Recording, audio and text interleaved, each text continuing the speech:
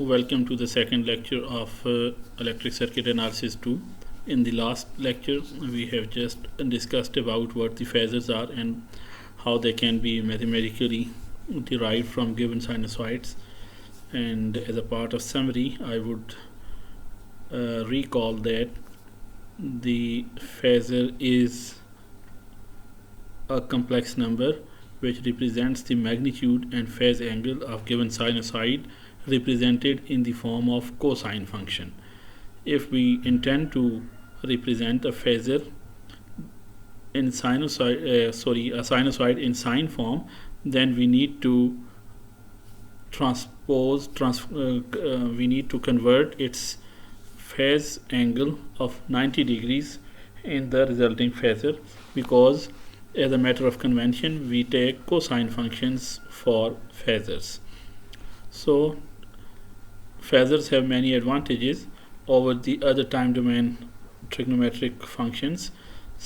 And one is their ease of operation. Today we are going to see how it is helpful and make our mathematical operations convenient and easier for us in derivative and integral forms. For example, we have been given a function v of t is equal to Vm cos omega t plus phi, which is actually the real part of Re phasor v e power j omega t. As we yesterday mentioned, e power j omega t is implicitly present. However, most of the time we do not write it. But for the sake of understanding, I have mentioned it here. If we take derivative of this function of time v, it would be minus omega Vm sine omega t plus phi, and if we convert it into the cosine form, then it would be omega Vm cos omega t plus phi plus 90 degree. I should highlight that as the matter of convention or the trigonometric ratios, the negative of some sine function is equal to cosine of a plus 90. It is from our previous knowledge of trigonometric ratios and their convergence, so we are not going into much detail of that. Then what we see is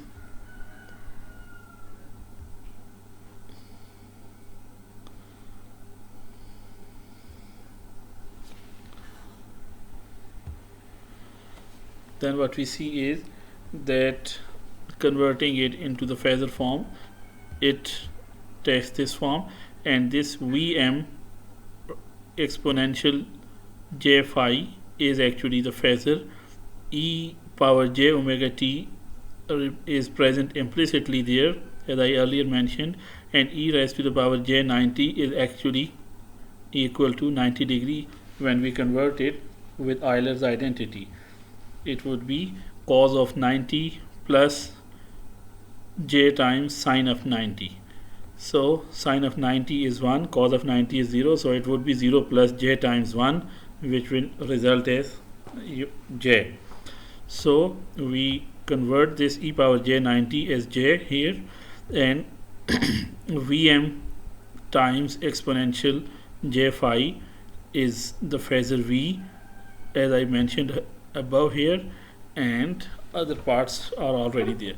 So we can see that when taking the derivative of the voltage in time domain, we result in j omega.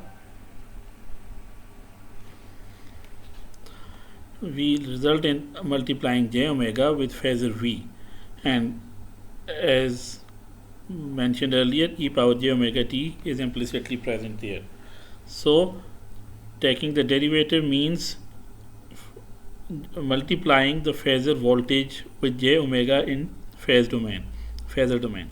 Similarly, in case of integral, we can prove that if we take the integral of voltage as a function of time, the resulting integral in phasor domain would be phasor V divided by j omega. So it is very convenient that we just multiply respective phasor with j omega in phasor domain, or divide j with j omega in phasor domain in case of derivative or integral. So it's convenient to do these mathematical operations on the functions in phasor domain.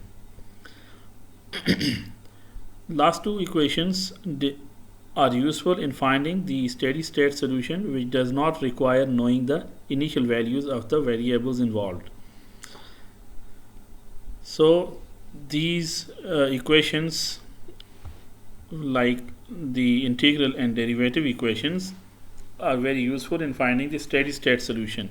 We do not require any initial conditions, because as far as the original time domain derivative or integral are concerned, they also contain some constant part which depends upon the initial condition. But in these conversions from time domain to frequency domain, we have not considered any of the initial conditions. So these solutions are only useful for steady state solutions, and these do not require or involve any initial conditions.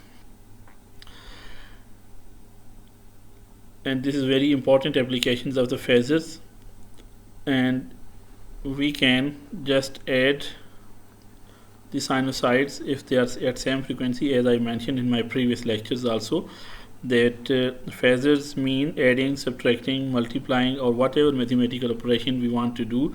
We must make sure that all the phasors are operating at same angular frequency. This part is not explicitly present there, it's hidden, but it's always present. So omega must be constant, similar for all the phasors involved in some mathematical operation. So what are the difference between this time domain voltage signal and this phasor voltage? This is instantaneous or time dependent representation. This is frequency domain or phasor domain representation.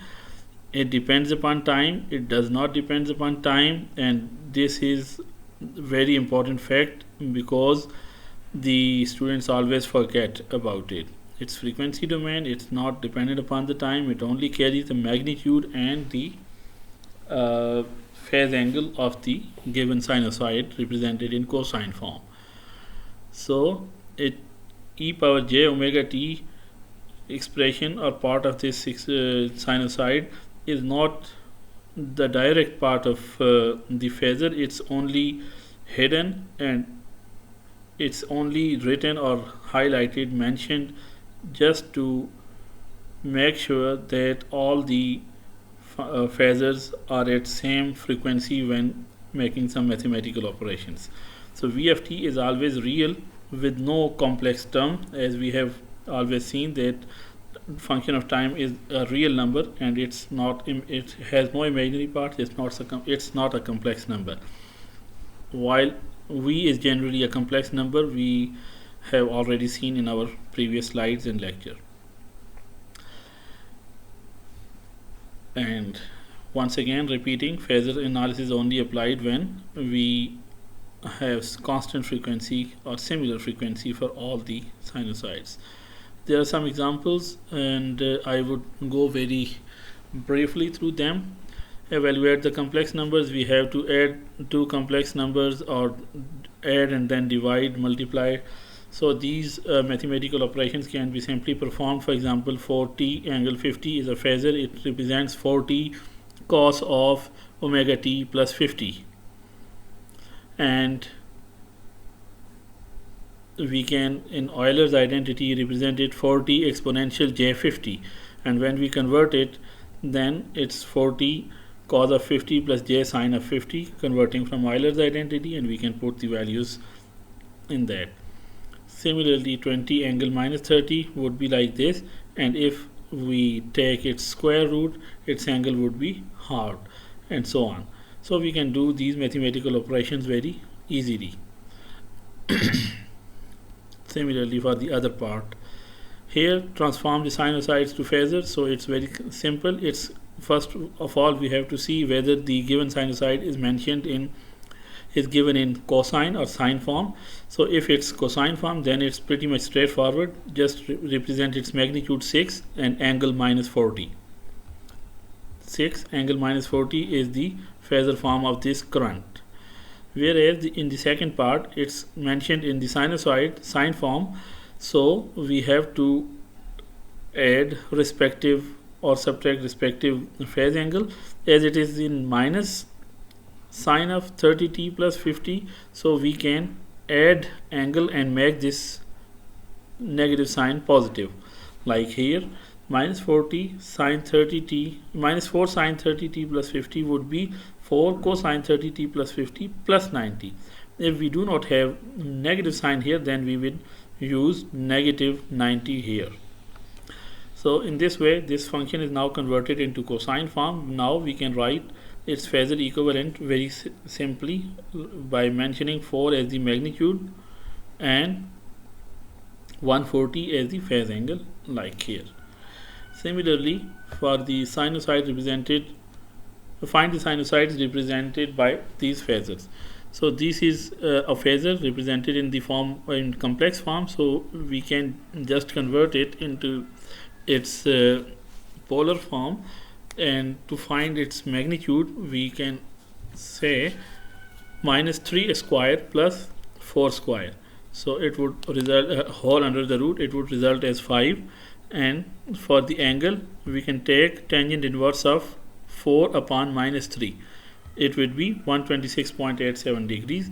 So now this complex number is represented in polar form here, and it is now easy to convert this phasor into time domain function 5 cosine of omega t plus 126.87. Since in second part here is j, and we already know that j is equal to 1 angle 90 or e power j 90. So similar steps could be utilized to find its phasor equivalent. Now that another example, given I of t is equal to 40 cosine of omega t plus 30 and I2 is equal to 5 times sine of omega t minus 20. Find their sum. So we need to find their sum, as we have mentioned in our previous lectures. Convert it into respective phasor and then we can add them simply.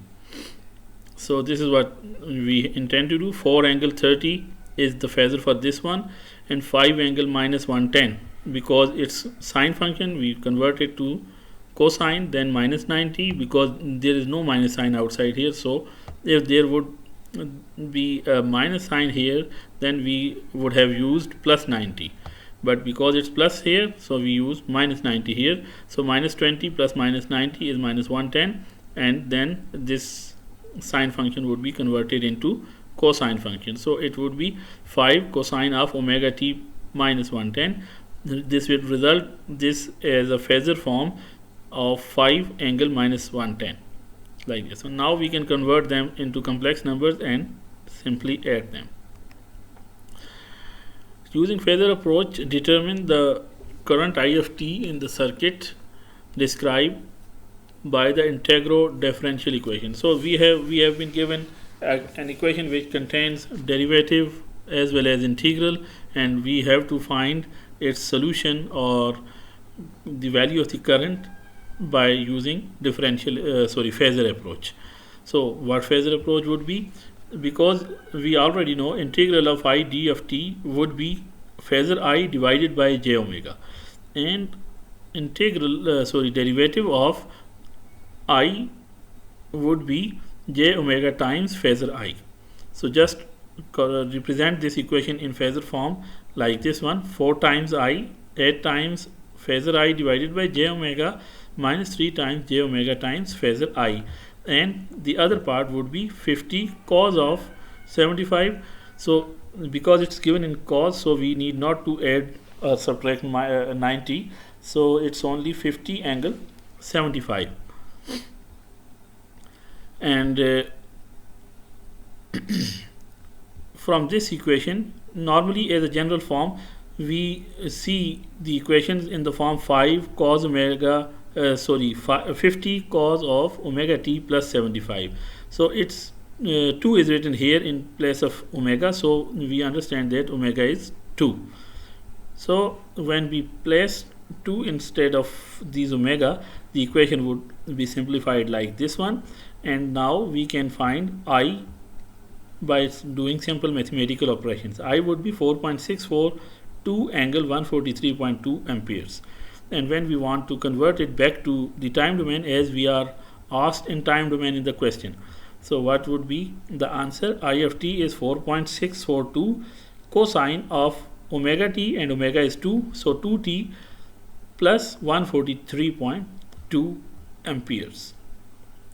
Keep in mind that this is only a steady state solution. It does not require knowing the initial conditions. We do not use any initial conditions, so this solution is steady state solution. It is not the transient solution, and steady state solution is after the system has reached its stability.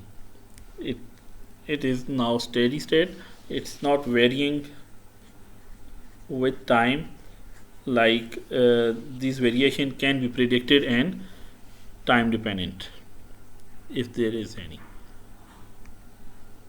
So Phasor relationship for circuit elements, like first of all we see the Phasor relationship for resistors, and as we know, if current I is given is Im cos omega t plus 5, then according to Ohm's law, V is equal to I times R Im cos omega t plus 5, and in Phasor form we can write Phasor V is equal to R Im angle phi, because its current can be represented Im angle phi in Phasor form. This is Phasor form, and we can simply see that in Phasor form this relationship for resistor is similar as the Ohm's law in time domain. And when we see there is no phase angle change in resistive elements between current and voltage, so both current and voltages are at same angle phi. Like from here, if we see the phase angle of current, it's 90 degree, and if we see the phase angle of voltage, it's 90 degree. Only their magnitude is changed. Im is magnitude for current, and R times Im is the magnitude for voltage. And if R is greater than 1, then voltage magnitude is greater, and if R is smaller than 1, then voltage magnitude is smaller than current's magnitude. So this is what is represented here. The phase angle for current is phi, and phase angle for voltage is phi also. So when representing them, we always see that phase between voltage and current is 0. They are both at the same phase angle with respect to real or imaginary axis. The Phasor relationship for inductor, similar current Im cos of omega t plus phi, and for inductor we know that the voltage is L times di by dt. So when L times di by dt is represented in we put the value of current in the I form, it would be, and take the derivative, it would be like this: minus omega L Im sin omega t plus phi, and minus sin omega t plus phi can be changed to the cos function by adding 90 degrees. Cos omega t plus phi plus 90 degrees, this minus sign now disappears, as we have seen earlier today. So by doing simple mathematical operations, as we have done in case of derivative earlier today, the final phasor voltage across the inductor would be J times omega times L times phasor current. And we can see that this is L, the constant, and the phasor equivalent of di by dt is J omega times phasor I. So J omega times phasor I, we could directly write it like this one as well, because we know di by dt is equal to J omega phasor I, time domain to phasor domain conversion we have seen earlier. So this is what it represents. So here the current Im phasor current I is equal to Im angle phi, and e power j 90 is equal to j, as I explained earlier. We can convert it using Euler's identity. E raised to the power j 90 is equal to cos of 90 plus j times sine of 90. Cos of 90 is 0 plus j times sine of 90 is 1. So it would result into plus j. The voltage has the magnitude of omega L times Im. Voltage has the magnitude of omega L times Im and the phase angle of phi plus 90 degrees. So here we can see the phase difference between current and voltage is plus 90 degree. Voltage is at plus 90 degree from the current in case of inductor. So it is not the case similar to the resistor we earlier seen today. Now current and voltage are not in phase. In fact, voltage is leading by 90 degree due to plus 90. We can say it's leading by 90 degree from current. So this is what we see. If current angle is phi as given here, the voltage angle is phi plus 90. It's 90 more than phi. So the angle between current and voltage is 90 degree in case of pure inductor. So we say that voltage is leading by 90 degree in case of pure inductor, or conversely we can also say that the current is lagging by 90 degree from voltage in case of pure inductor. Now seeing at the capacitor, for inductor, sorry, it should be for capacitor, it's not inductor. If voltage is Vm cos omega t plus phi, then current would be I is equal to C times dV by dt. This is from basics we have seen in electric circuit analysis course 1. The relationship for inductor voltage and capacitor current are already seen in previous course, so we are not going into that detail. So by doing similar sort of operations, what we find is I is j omega c times V. This is voltage in time domain, its derivative. So if we convert it into the phasor domain, this would be current in phasor, and the voltage in phasor multiplied by j times omega. So now we can see that I is j omega c times phasor V, or phasor V is 1 upon j omega times c. Sorry, 1 upon, not, it's I upon j omega c. So where I is Im angle phi and e raised to the power 90 is like this one. Here we can see that now the current carries the angle of plus 90 with respect to the voltage. Voltage has the phase angle of phi, whereas the current has the phase angle of phi plus 90. So this means that now current is leading and voltage is lagging. This is what we see on real and imaginary axis. The voltage is at angle phi as represented by this first equation, and current is at angle phi plus 90. So phi this one, and then plus 90 this one. So we can say that current is leading by 90 degree from the voltage in case of pure capacitor, or conversely we can say that voltage is lagging by 90 degree to the current in case of capacitor or pure capacitor. So this is simplified relationships for resistor, inductor and current in time domain and frequency domain. There are some examples. The voltage V is 12 cos 60t plus 45 is applied to the 0.1 Henry inductor. Find the steady state current through the inductor. So the equation for inductor current is I is V upon j omega L. Omega is 0.1 Henry. In L is 0.1 Henry. Omega is 60 from this equation, and V is 12 angle 45. So just put all the values and find the answer. With this, I would close today's lecture, and we will see tomorrow with another lecture, which would be about impedance and admittance for the capacitor, inductor, and resistive elements. Thank you very much.